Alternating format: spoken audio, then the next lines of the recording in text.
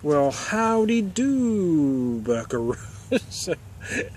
Here I am on the Friday before Father's Day. It's a rather warm, sticky Ozarks day here. It's probably about 85 plus ish. It's fairly humid out here for us anyway. I guess for folks in, if you're down south, it might not feel humid to you, but it's humid to us here. I grew up in California, so it feels humid as hell to me. I said try this today. I went to the store to pick up my Brown Derby International Wine Center. They had they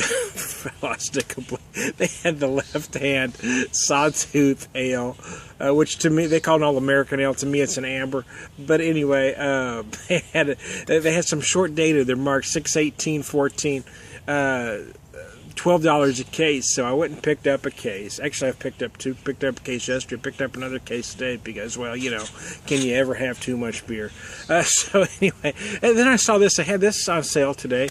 It's regularly $20. Had on sale for $15. It's 70 proof. It is the trend in liquors these days. Is a honey flavored bourbon whiskey, made with premium small batch whiskey. This is honey flavored. Honey flavored. I didn't notice that, but it says honey flavored. It doesn't say brewed with honey. It says honey flavored. So that makes me wonder. But here you go. The very first whiskey I had with honey was several years ago. It was probably 1998, maybe 98, 99, maybe 98 or 99. But anyway, it was way back when, man. And I had it was then called the Celtic Crossing. They've since repackaged it and renamed it Celtic Honey, which is kind of sad because I thought it had some heritage as a Celtic Crossing. But anyway, I thought it was awesome, and at that time it was the only thing out there really with honey, and it had that nice mellow Irish whiskey and the honey. You really got the honey and the vanilla. It was very nice. And then since then, this has become a big trend. Now everybody and their mother's got a honey flavored something or other. I do like the bourbon versions, though, with the honey, because bourbon is a little bolder than Irish whiskey. The Irish whiskey, the Celtic Crossing, what you have is a very mellow whiskey with a little bit of sweetness to it when you add the honey. There you've got a bolder whiskey with the sweetness to it. I'm drinking it sort of on the rocks, as you can see here. I know there's some folks going to criticize me for that, but I wanted it cold because it is a hot day. And I don't really like to do shots. I think shots serve no purpose other than getting you drunker faster. I like to enjoy my trip there. I don't need to get there faster. But what I did is I froze about an ounce of water here at the bottom, as you can see, which gives me an ice cube. I get slower meltage than if I were to drop several ice cubes in here. It'll get colder faster, but I also get more water in here. So this eventually gets cold, and then I have a slower meltage. I don't get as much water in there as I would if I were just to let ice cubes melt in here. And sometimes a whiskey of this nature is nice with a little chill on her.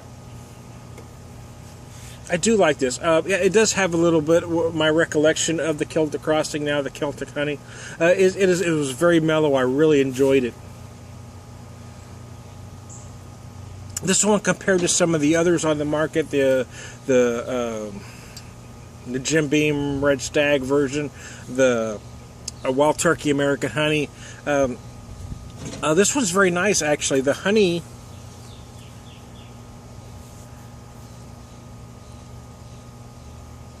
it actually feels. It feels a little cleaner. I don't know. It says honey flavor, so I'm wondering if they're throwing corn syrup or something in here. But it actually does have a cleaner feel to it than the Wild Turkey version. It's nice. It's sweet, but it's not crazy sweet. Because those of you that know me and have watched me before know that I'm kind of a whiskey purist. I drink most of my whiskey neat. Sometimes I'll do rocks like this because sometimes it's nice cold, especially when it's hot. But I don't usually mix a lot or add a lot of sugars to it. So and I don't usually buy a whiskey like this. But it was kind of a change of pace. So here you go, Heritage Hills honey flavored bourbon whiskey. Mm-mm.